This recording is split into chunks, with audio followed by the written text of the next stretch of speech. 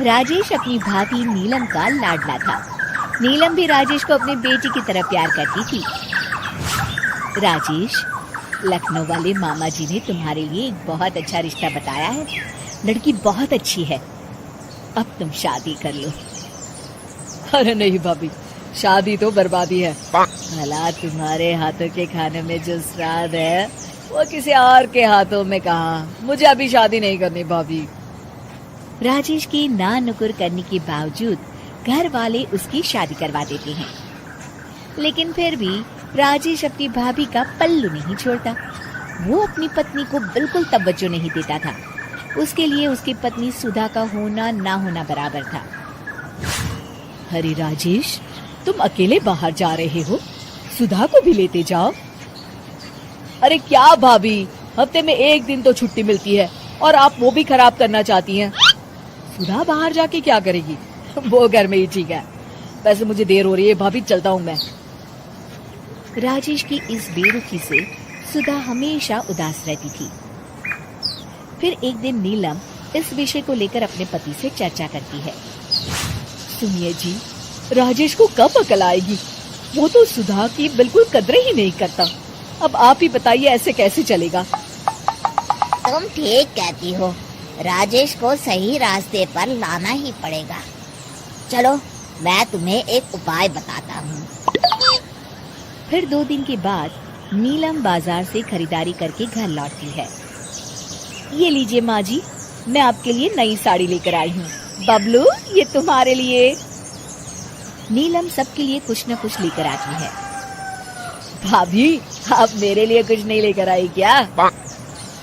अरे राजेश, तुम क्या समझते हो, मैंने कोई बैंक खोल रखा है या फिर घर के आंगन में पैसों का पेड़ लगा रखा है? तुम हर बात के लिए मुझसे उम्मीद क्यों रखते हो? अब बड़े हो गए हो, अच्छा कमाते हो। क्या भाभी, मैं तो बस। अरे बस भी करो, तुम्हारी ये बच्चे जैसी ना समझ बातें सुनने के लिए मेरे पास बिल्कुल वक्त नहीं है। नीलम राजेश को झिड़ककर वहाँ से चली जाती है। राजेश अचानक अपनी भाभी का ये रूप देख असमंजस में पड़ जाता है। फिर एक दिन नीलम रसोई घर में खाना बना रही होती है कि तभी राजेश वहाँ आता है। भाभी, आज मैंने अपने बॉस से वादा किया है कि उनके लिए आपके हाथों का बना गाजर का हलवा लेकर आऊंगा। आपके हाथ से बने गाजर के हलवे में तो जादू है, जादू। मेरे बॉस तारीफ करते नहीं थकते। प्लीज अब जल्दी से बना दीजिए ना भाभी। नीलम राजेश के ऊपर भड़क जाती है। तुम्हारा दिमाग खराब है क्या? आखिर तुम मुझे समझते क्या हो? इस घर की नौकरानी? जब देखो तब फरमाइश करते रहते हो, भाभी ये बना दो, भाभी वो बना दो। अरे तुम्हारी पत्नी सुधा भी तो इस घर में रहती है, तुम उससे कुछ क्यों नहीं कहते? भाभी, आप इस तरह की बातें क्यों कर रही हैं? अरे बस भी करो राजेश, मेरा दिमाग और मत खराब करो, जाओ यहाँ से।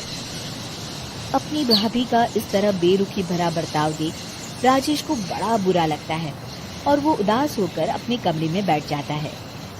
तभी उसकी पत्नी सुधा वहाँ आती है। क्या हुआ जी, आप इस तरह उदास क्यों बैठे हैं? राजेश अपनी पत्नी को सारी बात बताता है। राजेश की बात सुनकर सुधा मुस्कुराती कहती है, बस इतनी सी बात। चलिए जी, मैं आपके बॉस के लिए गाजर का हलवा बना देती हूँ। अरे छोड़ो, तुमसे नहीं हो पाएगा, रहने दो। आप तो बस देखते जाइए जी, अभी आती हूँ मैं। थोड़ी देर के बाद सुधा हलवा बना के राजेश को देती है। फिर राजेश अपने ऑफिस चला जाता है। शाम को जब राजेश घर आता है तो खुशी के मारे अपनी पत्नी सुधा को गले लगा लेता है। अरे वाह सुधा, तुमने तो कमाल कर दिया। सच में क्या स्वादिष्ट हलवा था। मेरे बॉस बहुत तारीफ कर रहे थे और इस हफ्ते घर आ रहे हैं तुम्हारे हाथों का खाना खाने। और इतना ही नहीं, उन्होंने मेरा प्रमोशन भी कर दिया है। सच? हाँ, मुझे माफ कर दो सुधा, आज तक मैं तुमसे गैरों की तरफ पेश आता रहा। अरे ये कैसी बातें कर रहे हैं जी, मैं तो आपकी पत्नी हूँ। धीरे धीरे राजेश अपनी पत्नी के साथ पूरी तरह घुल मिल जाता है। और अपना ज्यादातर समय सुधा के साथ बिताने लगता है और उसकी हर छोटी मोटी जरूरतों का ख्याल भी रखता है। ये देख राजेश के भैया और भाभी बहुत खुश होते हैं। फिर एक दिन राजेश और सुधा बाहर से घूम कर आते हैं। राजेश, सुधा के प्रति तुम अपनी जिम्मेदारी समझो, इसीलिए मैंने तुम्हारे साथ ऐसा बर्ताव किया था। अगर तुम्हें मेरी किसी बात का बुरा लगा हो तो मुझे माफ कर देना। अरे अरे भाभी, ये क्या कह रही हैं? मैं जानता हूँ आप तो मेरे लिए हमेशा अच्छा ही सोचोगी। आखिर आप वर्ल्ड की बेस्ट भाभी जो है। इसे कहते हैं अंत भला तो सब भला।